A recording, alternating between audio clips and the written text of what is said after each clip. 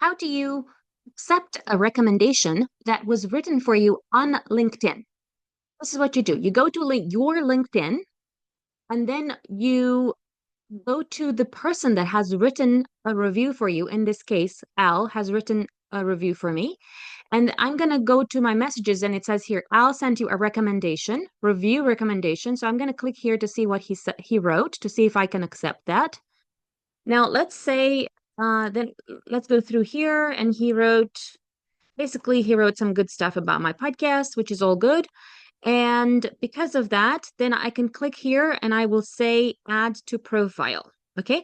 Now imagine that if I didn't like this review and if it was inaccurate or there was a little mistake, then what I would do is I would click here on these three dots and I would click on ask for a revision.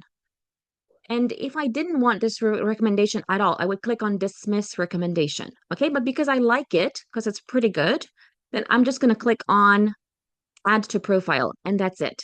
Okay.